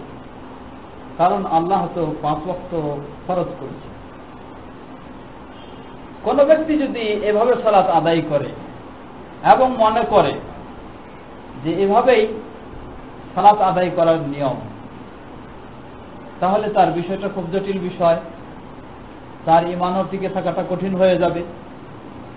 তবে কোন ব্যক্তি যদি এই হয় যে সে বিশ্বাস করে যে ইসলামে 5 ওয়াক্ত সালাত ফরজ করা হয়েছে, কিন্তু সে এভাবে 5 ওয়াক্ত আদায় করছে না, কখনো আদায় করছে কখনো ছেড়েছে, তার হুকুম সম্পর্কে আমরা আগেই বলেছি তার অবস্থা কি হতে পারে, তার হুকুম কি হতে পারে।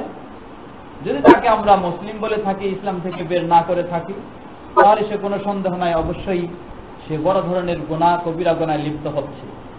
এখন তার এই 1 দিন 2 দিনের বা দিনের মধ্যে 2 ওয়াক্ত 3 ওয়াক্ত সালাতগুলি কবুল হবে না বর্জন হবে। আল্লাহু তাআলা আ'লাম।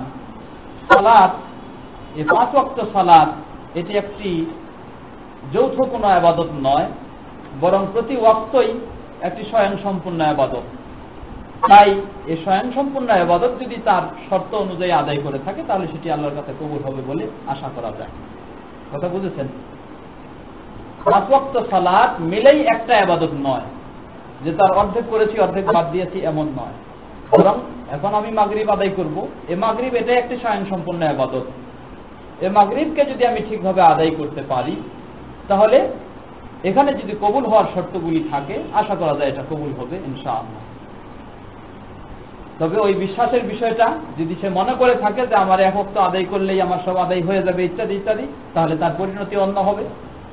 কিন্তু যদি এরকম সে বিশ্বাস না করে, বরং মনে করছে যে আমি ভুল করে যাচ্ছি, আমি অন্যায় করে যাচ্ছি, এটা আমার অন্যায়, এটা কোনো সন্দেহ নাই, গুনাহের কাজ করছি, এরপরে সে এইভাবে আদায় করতেছে, তাহলে সেই সালাতগুলি স্বতন্ত্রভাবে যদি কবুল হওয়ার শর্ত তার মাঝে থাকে, তাহলে কবুল হবে। আল্লাহু তাআলা আ'লাম। ওয়া সাল্লাল্লাহু আলা নবিনা মুহাম্মদ ওয়া আলা আলিহি ওয়া সাহবিহি আজমাইন। আমার একটা কোশ্চেন আমি লিখি নাই অবশ্য, সেটা হচ্ছে যে প্রায় ওযু এবং সালাতের তুলনা, মানে এটা অ্যানালজি দেওয়া হয় ঈমান এবং শিরক দিয়ে, বা আপনার হাদাসা, মানে যেটা ওই অপবিত্র হলে যে ওযু চলে যায় এবং সালাত নষ্ট হয়ে যায়, আবার তাকে ওযু করতে হয়, তেমনি শিরক বা বড় ধরনের কুফর করলে সেই মুসলমানদের খারিজ হয়ে যায়। দেন হোয়াট, সেটা কারেক্ট করার রাস্তাটা কি, আমি সেটা জানতে চাই। মানে কারেক্ট করার, ধরে একজন বুঝলো যে 30 বছর আগে সে একটা কুফরি করছে, বা 30 বছর আগে একটা শিরকে লিপ্ত হয়েছিল, এখন কি করবে সে? যে ব্যক্তি 30 বছর আগে কুফরিতে লিপ্ত হয়েছে, 30 বছর বাদ দিয়ে গতকালকে যে কুফরিতে লিপ্ত হয়েছে, আজকে তার করণীয় হলো সে কালেমা শাহাদাত পাঠ করে নতুন করে ইসলাম গ্রহণ করবে। ওয়াল ইসলামু ইয়াহদিমু মা কানা ক্বাবলা, আর ইসলাম তার পূর্বে সবগুলো বিষয়কে নষ্ট করে দেয়। অতএব 30 বছর পূর্বে যদি তার মাঝে কুফরি ঘটে থাকে, এরপরে যদি তার ঈমান ঠিক হয়ে যায়, ইসলাম ঠিক হয়ে যায়, এর মাধ্যমে তওবার মাধ্যমে সেটা আল্লাহ ক্ষমা করবেন। হ্যাঁ, কিন্তু ওই ই লাগবে ফর্মালি দুজনের সামনে বা এরকম কোনো ব্যাপার আছে? না না না, কোন দুইজনের সামনেও যাইতে হবে না, কোন পীর সাহেবের কাছেও যাইতে হবে না, কোন হুজুরের কাছেও যাইতে হবে না, কোনো সাক্ষীর বিষয় না। সাক্ষীর বিষয় হলো ওই ক্ষেত্রে যেগুলি পারস্পরিক লেনদেন সেগুলির ক্ষেত্রে সাক্ষীর বিষয় প্রয়োজন রয়েছে, কিন্তু আল্লাহর সাথে যেগুলি সরাসরি বিষয়, ঈমান ও কুফরের বিষয়, সেখানে কোনো সাক্ষীর বিষয় না। কারো কাছে গিয়ে হাত দিয়ে যে হাত রেখে ইসলাম গ্রহণ করতে হবে বিষয়টা এমনও নয়। যদি সে অজানা হয় তাই জানা ব্যক্তির কাছে গিয়ে ইসলাম গ্রহণ করার নিয়ম অনুযায়ী ইসলাম গ্রহণ করবে, এটা হলো বিষয়। কিন্তু কাউকে সাক্ষী রেখে ইসলাম গ্রহণ করতে হবে তা নয়। আল্লাহু তাআলা। খুলবো? জি। তো আজকের মতো আচ্ছা একটা ঘোষণা আছে, ইনশাআল্লাহ সামনের শনিবার থেকে আমাদের সালাত হবে 4টায়, প্রোগ্রামটা হবে 4:15, যেহেতু দিনটা বড় হচ্ছে আজকেও একটু মনে হচ্ছে যে হ্যাঁ, তো ইনশাআল্লাহ সামনের আরেকটা প্রশ্ন, উনি তো খান না এখনো, কেউ যদি আত্মহত্যা করে তবে কি বলা যাবে সে জাহান্নামী? আত্মহত্যার বিষয়টা নিয়ে এ প্রসঙ্গে হাদিসে যেটা এসেছে, হাদিসে বলা হয়েছে ফাহুয়া ফিন্নার খালিদান মুখাল্লাদান, যে ব্যক্তি আত্মহত্যা করবে সে ব্যক্তির সম্পর্কে হাদিসে এসেছে ফাহুয়া ফিন্নার খালিদান মুখাল্লাদান, সে জাহান্নামে যাবে এবং শব্দ অনুযায়ী বলা হচ্ছে সে জাহান্নামে চিরস্থায়ী থাকবে। তো জাহান্নামে চিরস্থায়ী থাকবে এর অর্থ কি?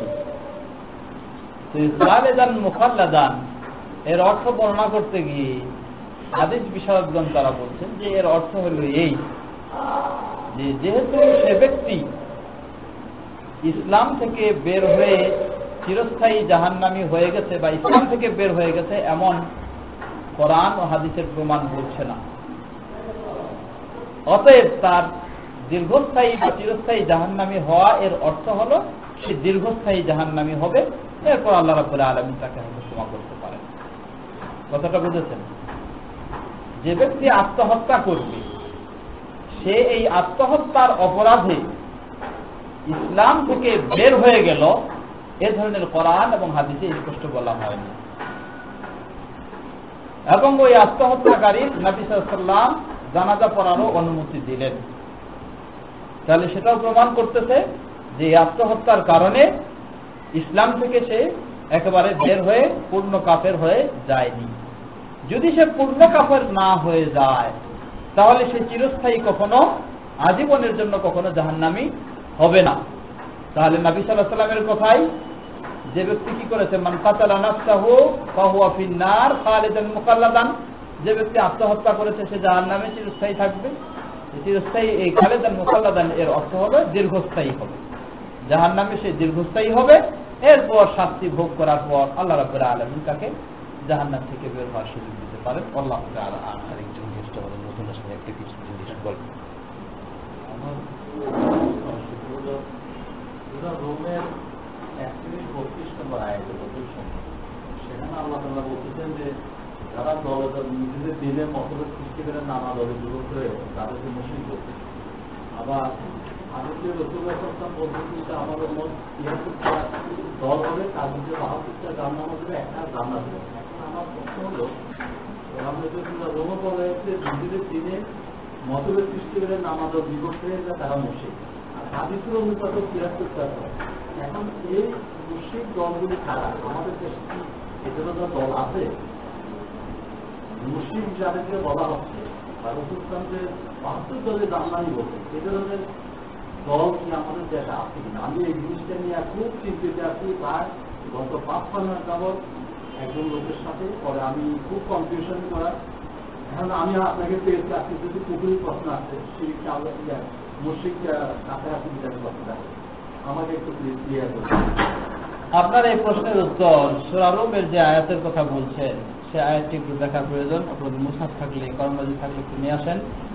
আর হাদিস থেকে যেটি বললেন আপনি, নবী সাল্লাল্লাহু আলাইহি ওয়াসাল্লাম হাদিসের ইফতারাকে যেটা বলেছেন সেটা হলো افترقت اليهود إلى 71 فرقة وستفترق أمتي إلى 73 فرقة كلهم أو كلها في النار إلا واحدة. নবী সাল্লাল্লাহু আলাইহি ওয়াসাল্লাম বলছেন ইহুদ তারা 71 দলে বিভক্ত হয়েছে, আর আমার উম্মত তারা 73 দলে বিভক্ত হবে, সকলে জাহান্নামে যাবে শুধু একটি দল ব্যতীত। এই যে সকলে জাহান্নামে যাবে, এরা কারা এবং এরা কতদিনের জন্য জাহান্নামে যাবে, এ হলো প্রশ্ন। উত্তর হলো নবী সাল্লাল্লাহু আলাইহি ওয়াসাল্লামের এই হাদিস থেকে এটা বোঝা যায় না যে 73 দলের মধ্যে 72 দল জাহান্নামে যাবে কিন্তু তারা চিরস্থায়ী জাহান্নামী হবে, এটা বোঝা যায় না, এটি হাদিসে বলা হয়নি। বরং বলা হচ্ছে সেই 72 দল জাহান্নামে যাবে আর একটি দল শুধু জাহান্নামে যাবে না, শুরু থেকেই তারা জাহান্নামে যাবে না। তারাই হলো মুক্তিপ্রাপ্ত দল। মুক্তিপ্রাপ্ত মানে একেবারে জাহান্নাম থেকে তারা মুক্তি পেয়ে গেছে বা মুক্তি পাবেন এমন। আর বাকি যারা তারা জাহান্নামে যাবে, তারা একেবারে জাহান্নাম থেকে মুক্তি পাবে না, কিন্তু জাহান্নামে যাওয়ার পর তারপর শাস্তি ভোগ করার পর তাদের ঈমান এর বিনিময়ে শেষে আল্লাহ রাব্বুল আলামিন তাদেরকে আবার জাহান্নাম থেকে মুক্তি দিবেন। সেই 72 দল অবশ্যই আমাদের বাংলাদেশে ঘুরি ঘুরি রয়েছে, ঘুরি ঘুরি রয়েছে। এজন্য ঘুরি ঘুরি রয়েছে বলছি, কারণ আমাদের বাংলাদেশের দলগুলো যদি হিসাব করে আপনি চিন্তা করে দেখেন, একেবারেই জাহান্নামে যাবে না এমন কাজ করেনি এমন দল তো খুব কম। আমাকে বললেন যে যেমন আমি বলে দিই জামাত ইসলামী তবলিগ বা এই ধরনের ইসলামী দলগুলি সরাসরি উনি বলতেছেন এরা ওরা আমি এখন হাদিসে কি বলতেছেন তারা? হ্যাঁ,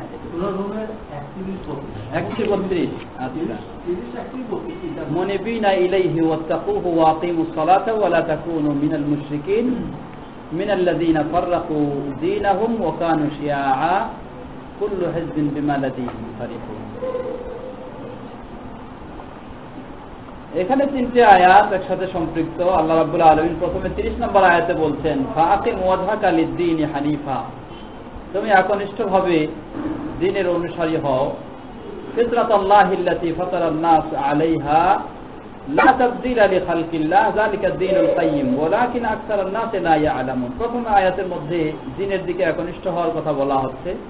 দ্বিতীয় আয়াত মানে 31 নম্বর আয়াত, মুনিবিনা ইলাইহি ওয়াত্তাকুহু ওয়া আকিমুস সালাতা, তোমরা আল্লাহ রাব্বুল আলামিন মুখী হও, ওয়াত্তাকুহু এবং আল্লাহকে ভয় করে চলো, ওয়া আকিমুস সালাতা এবং সালাত কায়েম করো, ওয়া লা তাকুনু মিনাল মুশরিকিন, মুশরিকদের মধ্যে অন্তর্ভুক্ত হয়ো না। এই আয়াত নিয়ে কেউ কেউ বলছেন যে সালাত কায়েম না করলে সে মুশরিক হয়ে যায়, এই ধরনের বলা হয়। তারপর শেষে যেটি 32 নম্বর আয়াতেই হলো আপনার বিষয়টা, তা হলো মিনাল্লাযীনা ফাররাকু দীনাহুম ওয়া কানু শিয়াআ, মুশরিক হলো তারাই যারা তাদের মিনাল্লাযীনা ফাররাকু দীনাহুম, তারা তাদের দ্বীনকে বিভক্তি করে ফেলেছে, ওয়া কানু শিয়াআ এবং তারাও বিভিন্ন দলে বিভক্ত হয়ে গেছে, কুল্লু হিজবিন বিমা লাদাইহিম ফারিহুন, কিন্তু আবার প্রতিটি দল যার কাছে যেই বিশ্বাস বা কথাবার্তা বা দলিল আদেল্লা সেটা নিয়ে আবার তারা মানে আনন্দিত ও আনন্দে উৎফুল্ল। হ্যাঁ, তো এখানে অবশ্যই কয়েকটি বিষয় পাচ্ছি আমরা। প্রথমে যে সালাত কায়েম ইত্যাদির নির্দেশ দেওয়া হলো। দ্বিতীয় বলা হচ্ছে যেন মুশরিকদের মধ্যে অন্তর্ভুক্ত না হই। মুশরিকদের মধ্যে অন্তর্ভুক্ত হওয়া এর একাধিক দিক রয়েছে। তার মধ্যে আল্লাহ রাব্বুল আলামিনের আনুগত্য বর্জন করে যদি অন্যের কেউ আনুগত্য করে থাকে সে মুশরিকদের মধ্যে অন্তর্ভুক্ত হতে পারে। তো সালাত এটি আল্লাহ রাব্বুল আলামিনের আনুগত্যের মধ্যে একটি অন্যতম বিষয়। সালাতের মাধ্যমে আল্লাহর আনুগত্য করা হয়।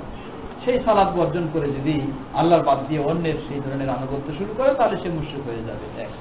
দ্বিতীয় বিষয়ে এখানে যে তাফরিক অর্থাৎ তাদের দ্বীনের ক্ষেত্রে দল মানে বিভক্তি হওয়ার কথা বলা হচ্ছে, এই বিভক্তি হওয়ার কারণে বলা যেতে পারে এখানে উদাহরণস্বরূপ আপনাকে, যেমন খ্রিস্টানেরা নাসারা যারা তারা তাদের দ্বীনকে নিয়ে বিভক্ত হয়েছে। কেউ তারা আল্লাহ রাব্বুল আলামিনের ছেলে হিসাবে ঈসা আলাইহিস সালামকে মানছে, আবার কেউ আল্লাহ রাব্বুল আলামিনের সমপর্যায়ে আরেকজন ইলাহ হিসাবে ঈসা আলাইহিস সালামকে মানছে। এই ধরনের তারা বিভক্তি হয়েছে। কিন্তু বিভক্তি হয়েছে কিসের উপর? তাদের জাহাল এবং অজ্ঞতার উপর। তাদের দিনের বা তাদের ধর্মীয় গ্রন্থ তাওরা ইনজিলের কোন দলিলকে কেন্দ্র করে তারা এই সমস্ত মুক্ত হয় নাই। তো ঠিক তেমনই ভাবে কোরআন এবং সুন্নাহ এর সঠিক দলিলকে বর্জন করে কেউ যদি মন গড়া ভাবে বিভক্ত হয়ে থাকে, মন গড়া দিন পালন করে বিভক্ত হয়, তাহলে তাদের অবস্থা এরকম। আমাদের এই দেশের দলগুলি এই পর্যায়ে পড়ে কিনা? আমাদের এই দেশেরও বহু দল রয়েছে যেগুলি প্রকাশ্য বলা যাবে এর মধ্যে পড়ে, যেমন দেওয়ানবাগির দল, যেমন আটরশির দল, এগুলি প্রকাশ্য এর মধ্যে পড়ে, কোনো সন্দেহ নেই। সেগুলির ক্ষেত্রে অতটা বলা যাবে না যতটুকু দেওয়ানবাগির ক্ষেত্রে বলা যাবে। আল্লাহু তাআলা আ'লাম। সুবহানাকাল্লাহু ওয়া বিহামদিকা আশহাদু আল্লা ইলাহা ইল্লা আনতা আস্তাগফিরুকা ওয়া আতুবু ইলাইক। আজকের জন্য শেষ। ওনার একটা ইয়ে আছে, মাগরিবের আগে পৌঁছে দিতে যাচ্ছেন। তো আপনারা নেননি? নেননি? নিছেন? হ্যাঁ? আপনারা বাকি আছে? সকাল দূর থেকে আসছেন, সাওয়ার থেকে, অনেক আমরা